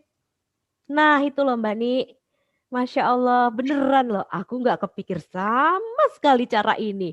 Bagaimana bisa engkau memikirkannya, dan pasti lebih nyantol gitu kayaknya anaknya ya, lebih cepat daripada kita berbusa-busa menjelaskannya dengan cara porogapit dan sebagainya. Iya, gitulah. Sebenarnya stres itu kita bikin sendiri ya. Sebisa mungkin kita menempatkan diri sebagai anak, pikirkan cara yang sekiranya bisa lebih mudah mereka pahami, lebih mudah dinalar mereka. Mungkin benar katanya Ustadz Muhib di video apa ya, lupa saya.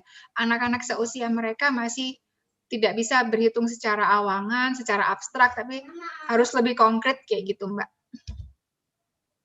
Tapi kembali lagi dilihat tipe anaknya sih. Berarti ini sebenarnya Ustadz Muhib ini memberi penjelasan seperti itu. Halo, ini Ustadz Muhib masih ada di sini nggak ya?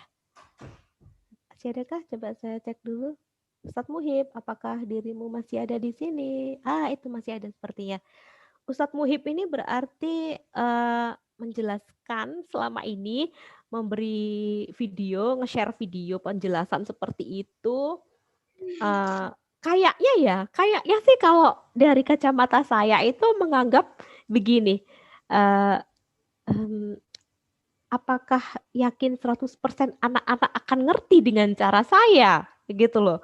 Akhirnya tuh saya juga bisa menebak-nebak apakah Ustadz Muhib berpikir seperti itu gitu loh, karena sejauh ini memang ternyata anak-anak banyak sekali keluhan gitu tentang matematika dan sebagainya. Nah, ternyata kok yang dilalah tadi Mbak Nini share foto Edo dengan stick es krim itu gitu loh. Berarti ini benar-benar kembali lagi ke kita sebagai orang tua, gak peduli mau working mom, gak peduli mau ibu rumah tangga, kayak mau seorang yang gak ngapa-ngapain di rumah pun juga tetap harus berpikir kreatif lagi dan melihat keadaan anak. Apakah anak itu sanggup menerima materi yang sudah dijelaskan, atau kita harus mencari cara yang lebih baik dan lebih gampang diterima bagi anak tersebut. Ngoten ya Mbak Nia? Iya Mbak Ella. Terus ini saya lihat dulu, saya coba lihat. Ini saya ada tertarik, ini lainnya kan saya udah kenal semua nih kelas 4 nih. Ini ada satu nickname ini namanya Rea kelas 2. Nun sewu, Mbak atau Ibu, Bunda atau Ayah mungkin. Rea kelas 2, apakah bisa memperkenalkan dirinya? Ya, Assalamualaikum.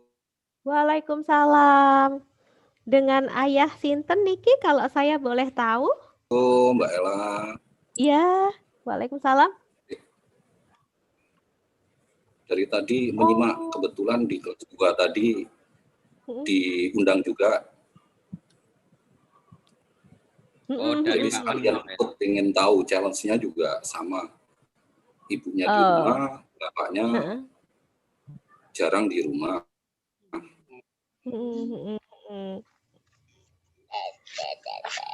Lalu Nah, yang disampaikan bagaimana oleh ini? Mbak membuka wacana kita, satu kesimpulan yang kita dapat tadi yang disampaikan oleh Mbak Ella bahwa pertama, ya benar, harus kenal dengan siapa anak kita. Kita tidak bisa memaksakan apa yang kita mau, style kita masuk ke stylenya anak. Justru kita yang harus paham dengan anak kita, bagaimana cara belajar yang efektif buat mereka, dan itu yang kita harus ikuti supaya proses belajar even di rumah bisa berjalan dengan baik. Terima kasih Mbak Nini, masukannya, sharingnya hari ini sangat luar biasa. Aduh, sama-sama. Alhamdulillah. Soalnya saya tertarik ini dari tadi kan yang saya dengar ini kan soalnya kan curhat-curhatnya dari sisi kelas 4 gitu ya, di mana kelas 4 ini grade-nya tuh sudah lebih ngerti daripada kelas 2 gitu loh. Saya jadi penasaran ini sebenarnya boleh nanya dikit Kak. Kalau untuk anak kelas 2 sendiri permasalahan yang utama dari anak belajar di rumah niku nopo nggih, Pak? Ini harusnya saya yang tanya kok, saya malah ditanya ini. Loh barangkali gitu kan, kita kan di sini sharing. Sebenarnya sama saja. Problem benar banget tadi yang disampaikan. Mau orang tuanya kerja, mau orang tuanya di rumah, prinsipnya problem kita juga sama. Bahwa di usia anak-anak yang sering kali terjadi di kita adalah satu, anak tidak fokus ya di usia mereka. Kemudian di rumah itu sangat berbeda dengan di sekolah. Kalau di sekolah lingkungannya memang lingkungan belajar. Tapi di rumah mau dikondisikan seperti di sekolah, beratnya luar biasa. Belum lagi kita ngomong perbedaan karakter ibu dan bapak. Kayak Mbak Ratri tadi sampaikan, bapak ada di rumah, ibunya work from home, kadang work from office.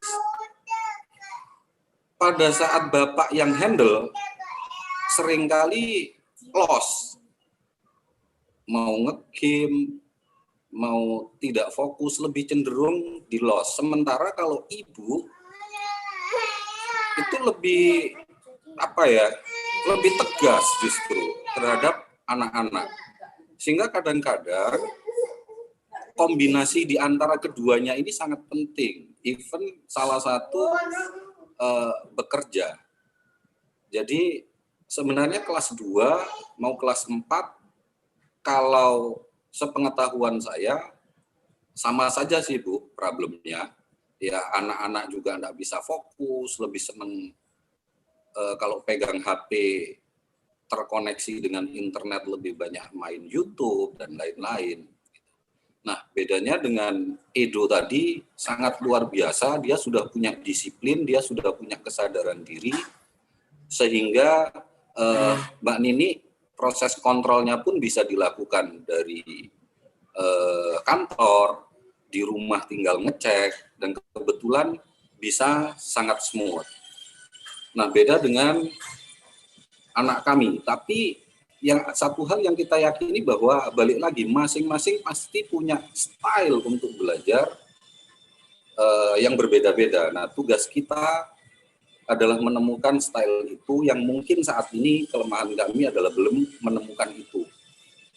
Nah, beruntungnya Mbak Nini sudah menemukan proses itu dengan sangat baik sehingga sangat membantu di dalam proses belajar mengajarnya itu di rumah.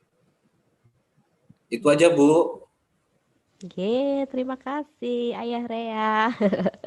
Terima kasih sekali atas sharingnya dan masukannya juga di sini bahwa kombinasi antara dua orang tua itu sangat penting. Di sini yang saya garis bawahi itu adalah harus sepakat nih untuk memperoleh untuk mengoptimalkan apa yang bisa kita dapat dari proses belajar di rumah itu, baik itu working mom ataupun ibu rumah tangga, bekerja di rumah, itu tetap kedua orang tua ini harus sepakat supaya anak bisa lebih disiplin. Menemukan pola itu juga tidak bisa disamaratakan antar sesama anak. Jadi memang pola belajar yang bisa diterima anak satu tidak kemungkinan tidak bisa diterima dengan anak yang lain. Begitu juga dengan keadaan orang tua di rumah. Gitu. Mbak Nini, apa ada lagi yang mau disampaikan? Nggak ada Mbak Ella, itu aja sudah. Terima kasih. Baiklah, sekarang jam sudah menunjukkan 20.35. Saya tanya sekali lagi deh, apa ada yang hadir di Zoom kali ini yang mungkin masih ada yang mau sharing atau bertanya mungkin? Mbak Ella, Nggih? ada. Masuk. Ya, halo? Ya, Halo ada yang... Mbak Ella. Iya, nggih? Iya, luar biasa malam hari ini. Izin sebelum diakhiri. Iya, silakan. Ipung, Mbak. Halo, ayahnya Bian. Iya, luar biasa. Ini mungkin salah satu inspirasi untuk kita semua. Mbak Nini luar biasa. Ibu-ibu yang tanya tadi luar biasa. Terus Pak Is juga luar biasa. Cuman masukan aja sebelum diakhiri. Barangkali ada masukan dari wali murid lain yang hadir di sini. Next, ke depan acara-acara seperti ini atau mungkin masukan-masukan kegiatan apa yang bisa kita inputkan ke sekolah bisa diinfokan gitu, supaya proses daring yang kita lalui bersama ini lebih mengena ke anak-anak gitu. Fokusnya ke anak-anak, biar anak-anak nggak jenuh, biar kerinduan anak-anak ke teman-temannya juga terobati, biar orang tuanya juga merasa happy gitu. Barangkali ada ide, masukan apapun yang mungkin demi kebaikan bersama, monggo disampaikan. Malam hari ini luar biasa, sutradaranya Pak Pram ini alhamdulillah luar biasa. Kami pun tersanjung dari perwakilan Forsaim, tadi juga sempat di-share ke Pak Pram di Forsaim, antusiasme teman-teman orang tua juga apresiasi ya untuk acara-acara seperti ini. Mungkin itu aja. Terima kasih Mas Pram dan teman-teman Walulas yang super wow. Assalamualaikum warahmatullahi wabarakatuh. Waalaikumsalam warahmatullahi wabarakatuh. Oh, ini dia akhirnya Forsaim 2 berbicara. Terima kasih. Kita dari saya kali ini akan berbicara mewakili Forklas. Memang Walulas ini lebih baik bagi kita supaya kita bisa lebih memberi masukan positif daripada kita mengeluh, daripada kita mencela, apalagi daripada kita menghujat gitu ya Pak Ipung ya. Jadi untuk masukan dari wali murid lain kita selalu terima, mau japri boleh, mau di grup boleh, silakan masukan tentang apa saja, mau ada misalnya minta diangkat tema tentang apa juga boleh, juga segala sesuatu yang mungkin harus diperbaiki, jadi saran, kritik dan masukan selalu kita terima. Mohon juga dukungan dari semua wali murid Walulas untuk bisa selalu mendukung kegiatan anak-anak kita, membantu dan mensupport Ustadz Ustazah ini juga demi kebaikan anak kita. Kurang lebih seperti itu mungkin maksud Pak Ipung tadi. Baiklah kalau gitu Saya tutup dengan kesimpulan dari Baiklah, sorry. Hah? Ya, apa? Ada titipan dari YouTube Live. Ini Oh, dari moga-moga YouTube. belum dibacakan tadi ya. Apa-apa, belum kayaknya. Jadi kepada Mbak Nini, apakah karena dengan berolahraga seperti lari dan bersepeda bisa menjadikan kita supermom? Terima kasih. Apakah dengan berolahraga bisa menjadikan kita supermom? Ya apa Mbak Ni? Itu bukan olahraga, terserah ya olahraganya apa ya, tidak harus lari atau tidak harus sepedaan. Supermom atau tidak ada hubungannya dengan pilihan olahraga kita. Sebenarnya supermom itu lebih ke bagaimana menyeimbangkan perannya, ini karena temanya working mom ya, menyeimbangkan peran kita sebagai ibu, sebagai istri juga, sebagai pribadi, bagaimana caranya kita bisa menjalani rutinitas sehari-hari untuk menghindari stres. Itu bagaimana, kan diri kita sendiri yang tahu ya, kita suka apa. Tidak melulu harus olahraga sih, menjalani hobi itu kan juga baik untuk kesehatan mental kita gitu, untuk supaya menjalani rutinitas bisa lebih baik gitu. Jadi tidak ada hubungannya pilihan jenis olahraga kita dengan bisa menjadi supermom atau tidak. Gitu Mbak Ella. Baiklah, saya masih tercengang itu dengan istilah supermom itu tadi memang. Jadi gimana ini sudah bisa saya tutup kah? Waktu sudah menunjukkan pukul 20.43. Wow, alhamdulillah banget Mbak Ni, acara kita bincang-bincang santai malam ini. Mungkin diurut dulu Mbak. Apa? Jadi yang belum bertanya, Bapak Forsail sudah. Ibu Irvani, mungkin ada yang mau ditanyakan atau komentar Ibu? Ibu Irvani, monitor? Atau Mbak Penny mau secara langsung menyampaikan?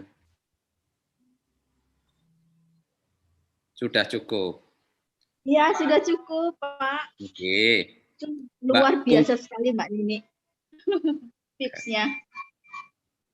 Mbak Ungki, Mama Tifa? Keren. Layak untuk diterapkan besok pagi. Semangat. Mbak Ungki, inspirasi apa yang didapat malam ini? Apa ya kalau saya sih melihatnya sebenarnya Edo menjadi seperti ini gitu kan, itu bukan proses instan gitu loh.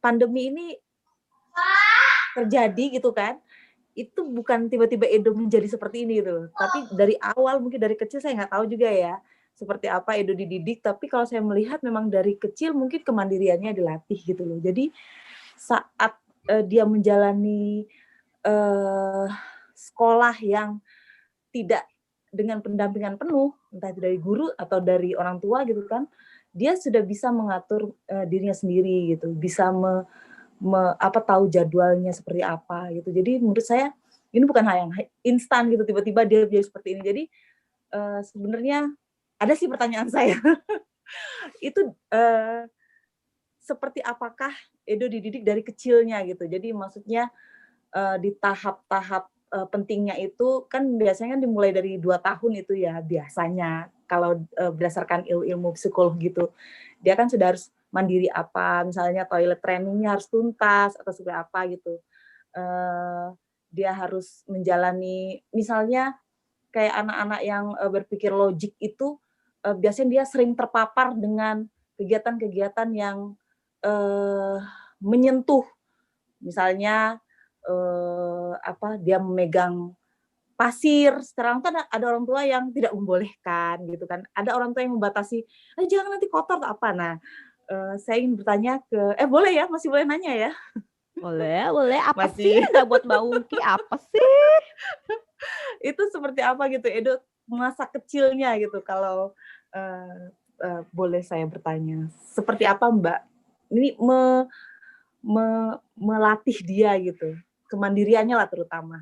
Terima kasih. Assalamualaikum. Waalaikumsalam. Monggo Mbak Ni. Aduh ya Mbak Ungki. Seperti apa pelatihnya ya?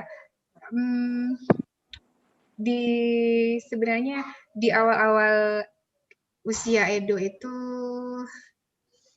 di usia 2 itu sampai sekarang ini saya sama bapaknya membiasakan untuk misalnya meletakkan apapun barang atau barangnya dia sehabis makan itu tidak usah disuruh, sudah harus naruh di tempatnya.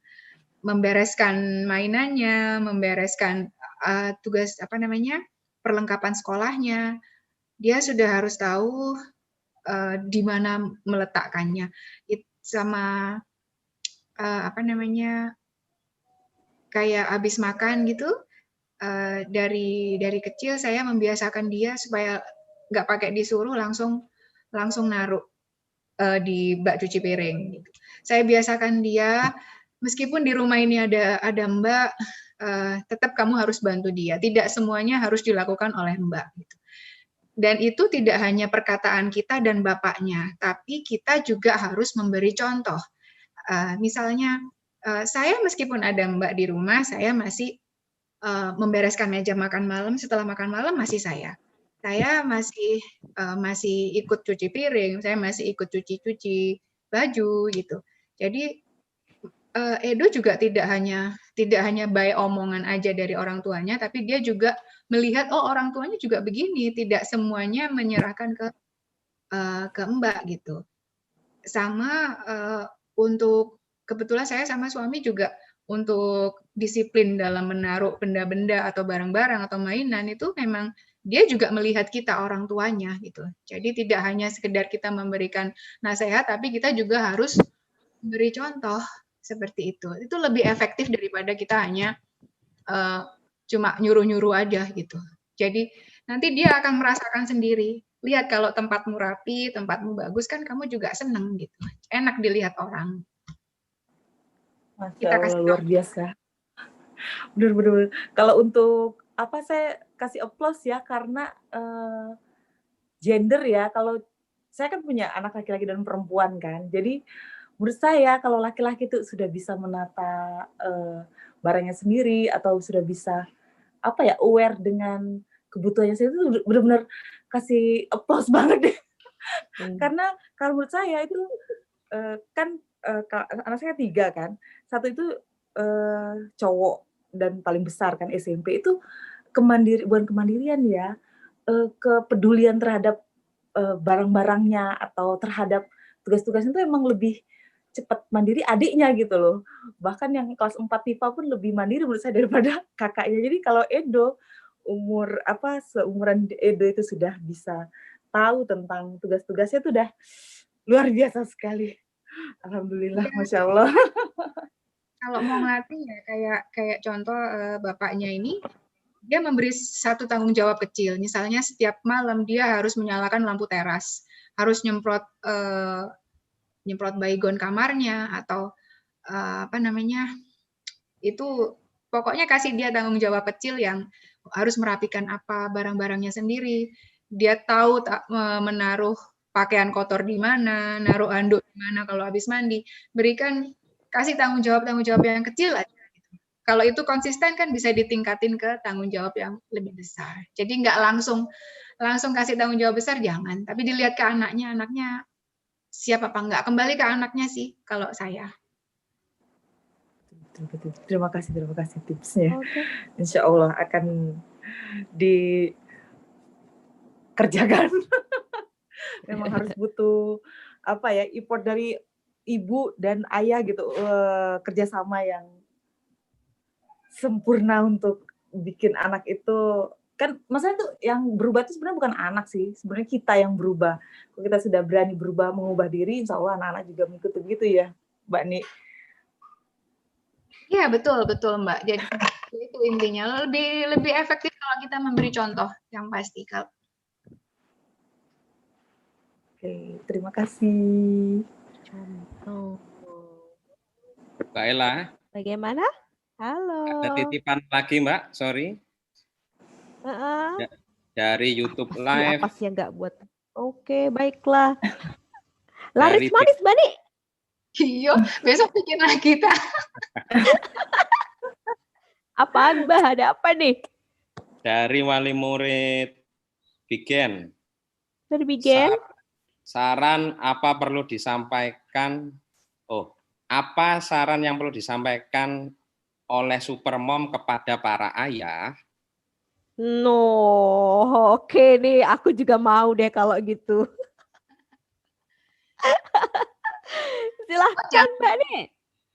Jangan bilang Supermom dong, saya malu, saya mah jauh dari sempurna. Jauh dari Supermom. Saya bukan berarti tanpa tantangan ya, itu kan proses ya. Edo juga nggak selalu disiplin, ada kalanya dia selebor, ada kalanya dia woles. Tapi kembali lagi ya, bagaimana kita sebagai orang tua berusaha konsisten. Karena kita sendiri juga kadang-kadang juga woles kan, kalau pas lagi mager, lagi apa kan juga kadang-kadang juga woles gitu. Ya, sebisa mungkin kalau saran buat ayahnya ya sebisa mungkin full support untuk rutinitas anaknya SFH di rumah, full support untuk ibunya, bagaimana cara membagi waktunya yang enak, dikomunikasikan yang nyaman buat semuanya, jadi nggak harus berat sebelah, disesuaikan dengan kemampuan ayah bundanya di mana, bapaknya lebih kemana, ibunya lebih kemana, gitu. Jadi harus sharing sih, mau tidak mau. Kalau misalnya bapaknya bekerja di rumah, ibunya pas BFO ya harus full support karena keadaan ini nggak bisa hanya mengandalkan satu orang aja gitu. Harus full support baik dari ayah maupun ibunya. Ada lagi, Bah? Ayah Pram, apakah ada titipan pertanyaan lagi? Dari YouTube sudah. Mungkin yang di sini belum bertanya, Pak Andira. Oh, ini ada Pak Catur. Monggo, Pak. Assalamualaikum. Waalaikumsalam. Aduh, aku takut kalau ditanya Pak Catur.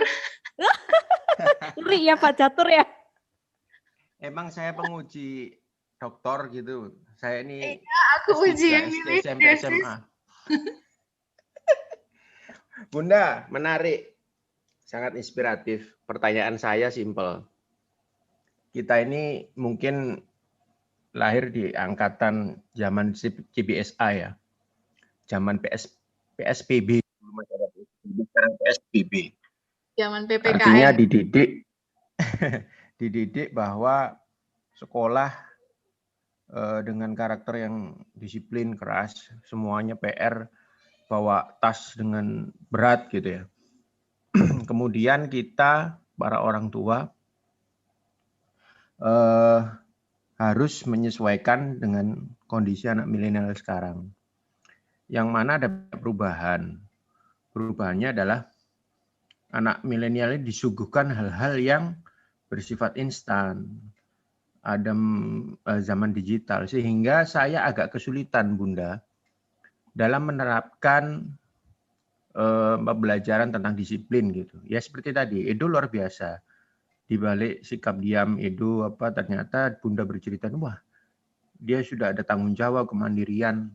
Padahal seperti yang kemarin Ustadz Muhib sampaikan juga, bahwa pendidikan itu berproses, dalam hal pengerjaan tugas-tugasnya kalau bisa anaknya. Nah ini yang agak saya susah, mendidikkan anak, menumbuhkan sebuah tanggung jawab. Itu tipsnya apa ya?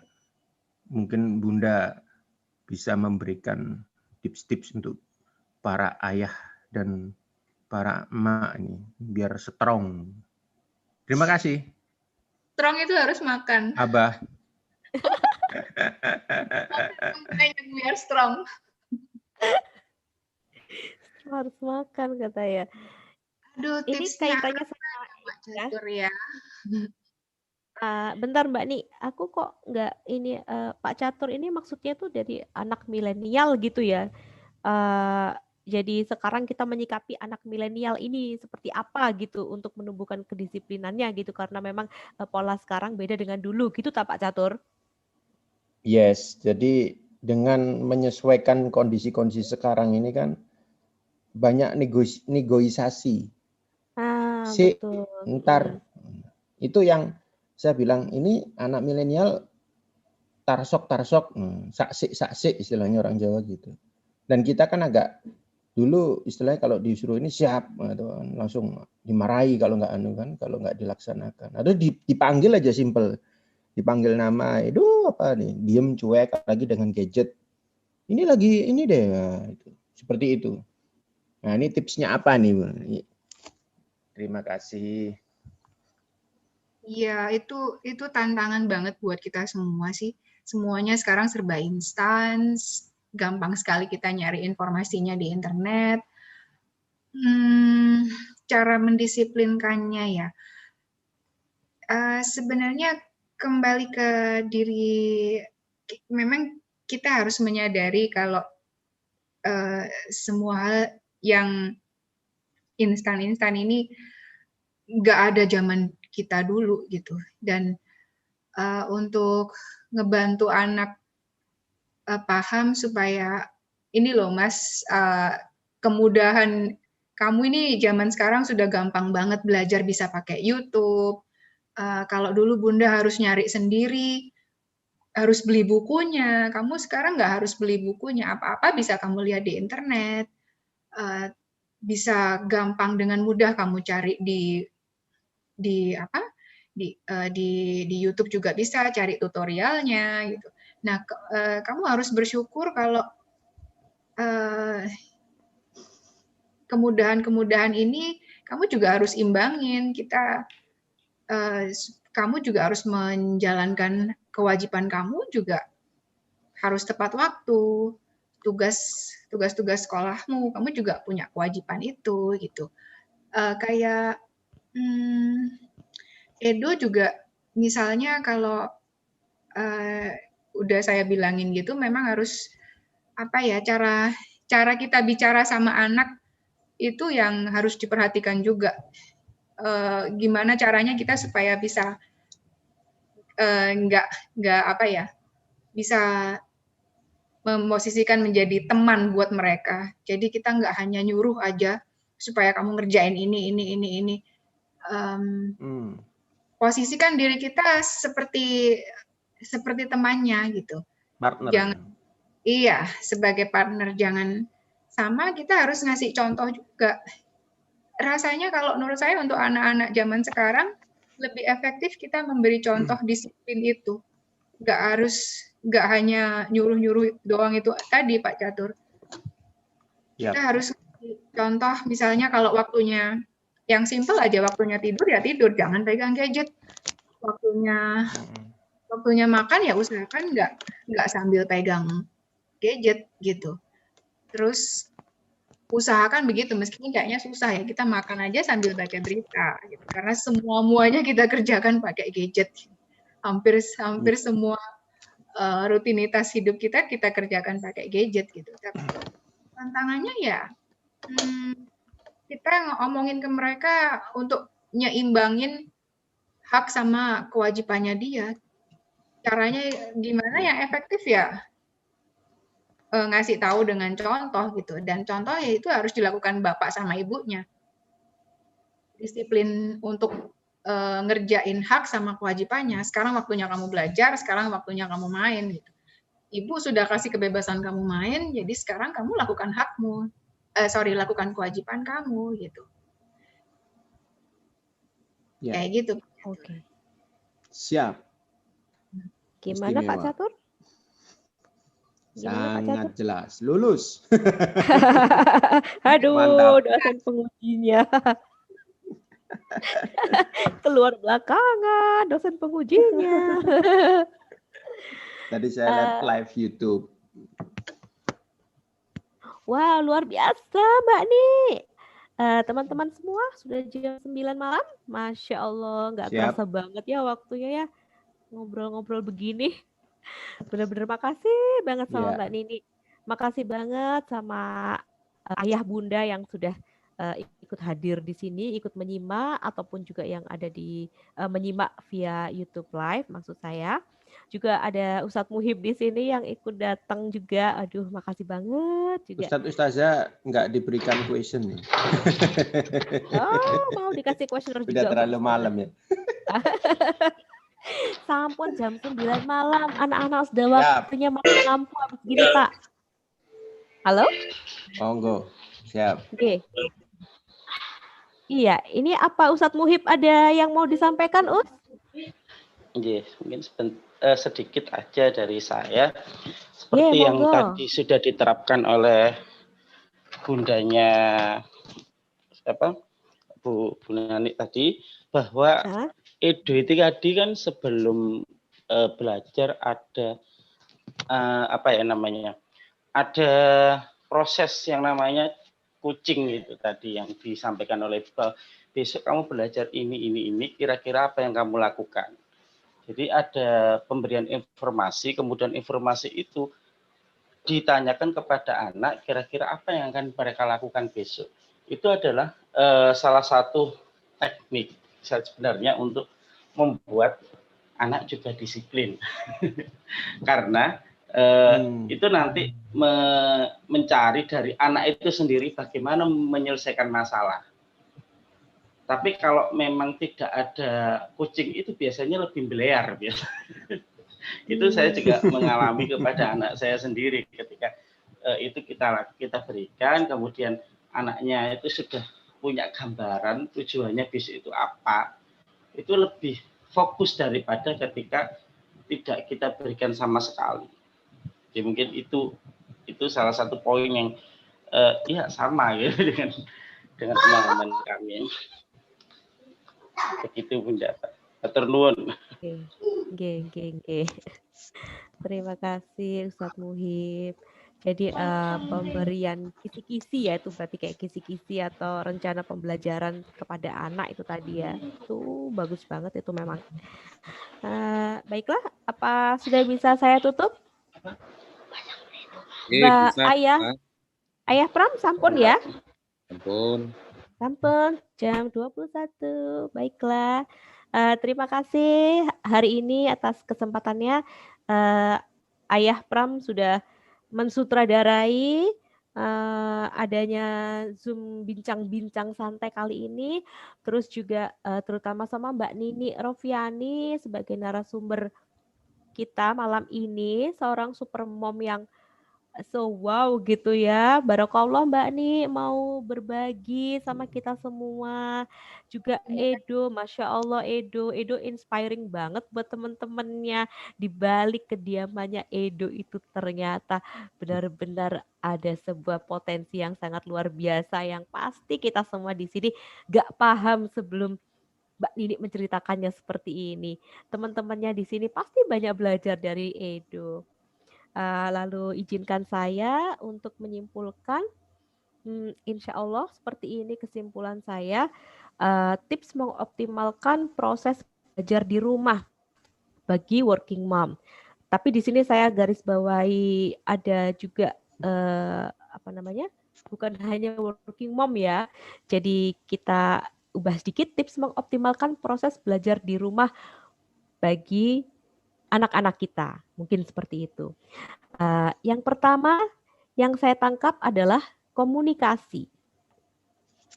Komunikasi di sini kita lakukan dengan seluruh anggota keluarga, bukan hanya dengan anak kita, tapi juga dengan pasangan kita dan semua orang yang ada di rumah, termasuk rewang mungkin ya bagi pihak rewang.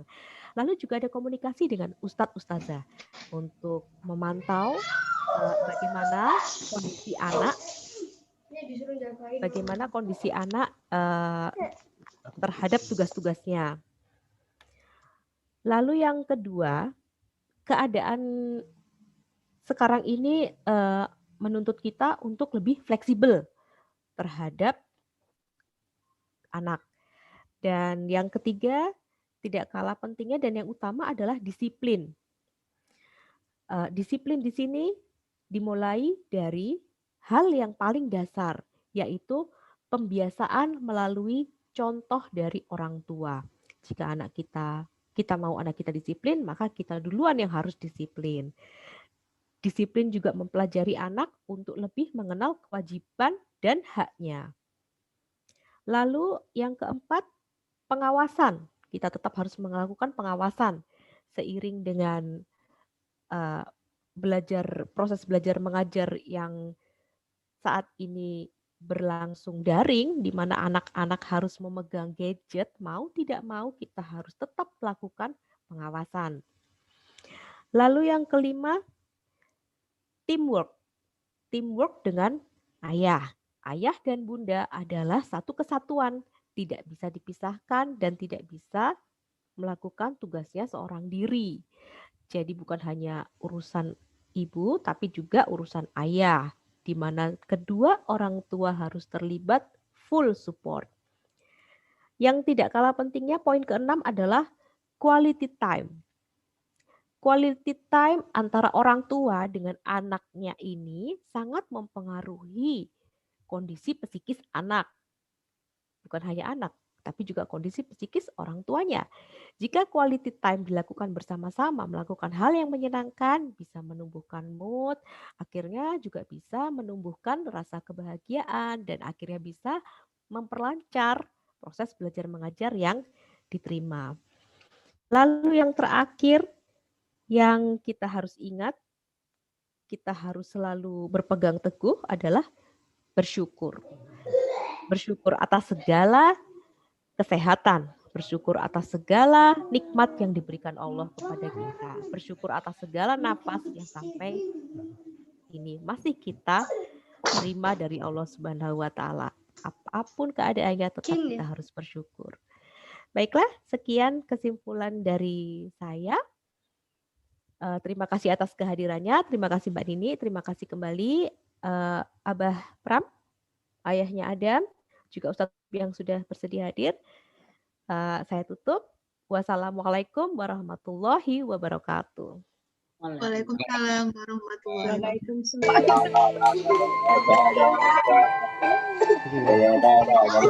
Dadah, terima kasih semuanya. Keren. Di balik acara yang keren ada sutradara yang keren. Pandangi semua gambar kecil bersih ternoda, hidupku pun melayang dalam kasih, mengingat semua cerita orang tentang riwayatku. Kata mereka diriku selalu dimanja. Kata mereka diriku selalu ditimang. Nada-nada yang indah selalu terurai jarinya. Tangisan nakal dari bibirku takkan jadi derita, hanya tangan halus dan suci telah mengangkat